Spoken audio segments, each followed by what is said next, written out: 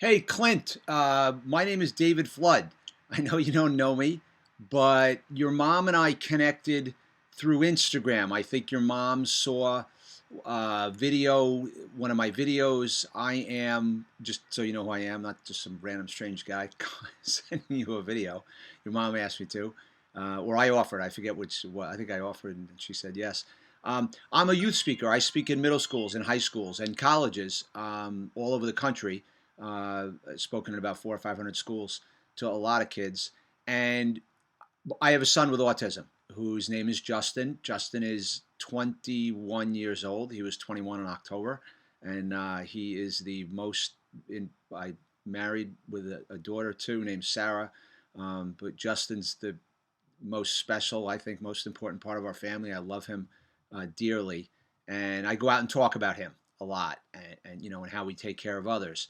And your mom, when she saw my video, she said that you were struggling with some things, and I said, hey, I've never met Clint, but maybe I can reach out to him with some words of encouragement, and so that's why I'm sending you this video. So it's nice to meet you.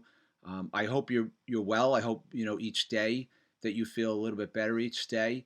Um, I know that we're struggling, because we're at home right now, and Justin goes to a program that's been closed, and canceled. Justin's not in school. He had some difficulty in school with some other kids and some issues, so he's not able to attend a school, but he does go to a program which is closed right now. So we're just taking it a day at a time, um, which is, I think, maybe that's my message to you, is just take things a day at a time. And I say that with a smile because I know that's hard to do, because, the average person projects and thinks about the future and, how bad it's going to be. Most of the time when we project, we don't project into the future, Clint, about how good it could be.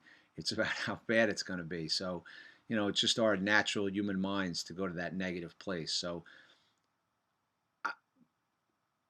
when I go out, Clint, I give three challenges to kids in my talk. I usually speak for about an hour, like I said, in middle schools and high schools. I don't even know, where you guys are, where you live, but I hope I get a chance to come to your town someday or your school. And my challenges to kids are look on the inside of people, because we're all alike on the inside, no matter what color our skin is, what religion we are, if we have a disability or not. We're all alike on the inside, and I feel really, really strongly about that because people are so caught up when talking about tolerance and accepting differences, and I believe all that stuff too. But I think if we started with the fact that we're all alike on the inside, if we started there, that people would have a better understanding of each other. So I hope that you're able to do that, and I would promise you that if you are a person who can do that, that others would do that for you. I hope they would. I'm a believer in people's better nature. The second challenge that I give kids, and I would give this to you too, Clinton. Again, I don't know. I don't even. Your mom didn't even tell me how old you are. I'm kind of assuming. I don't know what to assume how old you are. But the important thing is that your mom said you were struggling, and that she loves you very much. So if you're in school, or even if you're not, but I can kind of break this challenge down a little bit better if you're in school. If you're in school, the second challenge that I give to kids, Clint, is to reach out and stay connected with two adults in the building. And the reason I say that is because, number one, adults who work in schools are so very, very important. They love kids. Nobody, works in a school because they're forced to. They want to be there. And the second reason is that when we're struggling with something, it's so important to share it with someone else. To kind of, when I learned, by working with a group of people in recovery, that when we're struggling with something, we need to share it with someone else. And when we do that, we cut the problem in half. We don't dump it on the other person, but sharing with a person that we trust. Not somebody who's going to go share it all over the place. But with a trusted adult, it kind of lightens the load that we carry. So when you struggle with things, and I know you do, because I do, and my son Justin does, and your mom does, we all do. So when you're struggling with something, you need to talk to someone about it. I'm such a big proponent of talk therapy, and I don't know, if that's something that you tried, but it's so important to stay connected with adults in the building. And the third challenge that I give to kids is no one eats alone. Justin, all through middle school and all through high school, he ate lunch alone every day. And I encourage other kids to reach out, and not let anyone be alone, and be an includer and not an excluder, an appreciator and not a depreciator. And what that means is to, be someone who looks for to include people in a conversation in the hallway, certainly in the cafeteria, at recess, in the classroom, wherever they can, on the bus. And if that's something that you struggle with, I can identify with that. You know, being alone is one thing. That's different from being lonely. So when you're alone, that just means we're apart from people. But lonely is a feeling, and that's not a good place to be because it leads us to do things that are not healthy for us. People self-harm. They take it out on themselves. They'll take it out on someone else.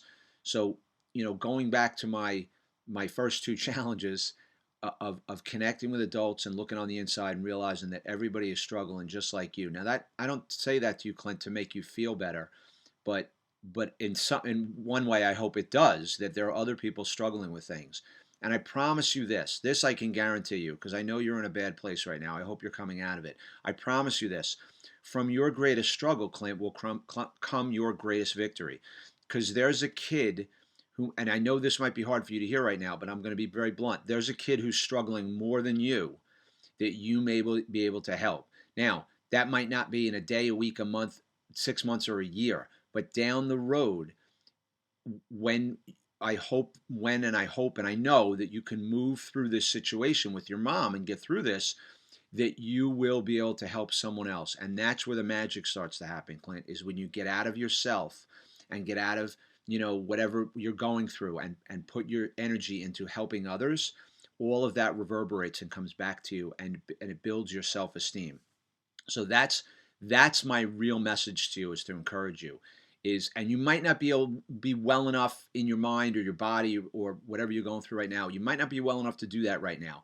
But if you can look to that in the future, if you can look to that, like I use Justin's autism to go out and talk to other people about it. I don't do it, Clint, for therapy.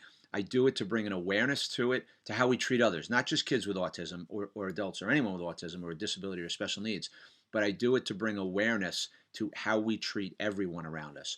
So just kind of keep that in your back pocket. That would be my message to you, Clint. Keep that in your back pocket. This guy sent me this guy I don't even know, sent me a video, and to tell me to put something in my wallet, my back pocket. And what's in your back pocket, Clint, is that you will be able to use what you're going through now to help someone else.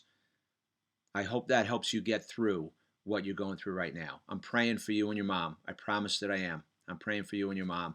And if there's anything I ever need, you can reach out to me through your mom. And I hope I get a chance to run into you someday, or maybe do a Skype call with you, or a FaceTime or something like that. All right, buddy? And I hope, the weather, whatever part of the country, wherever you are, that it's getting warmer, and that you're well. And please stay healthy, mentally healthy. Your mental health is the first thing, because everything else follows behind that. Mental health is first.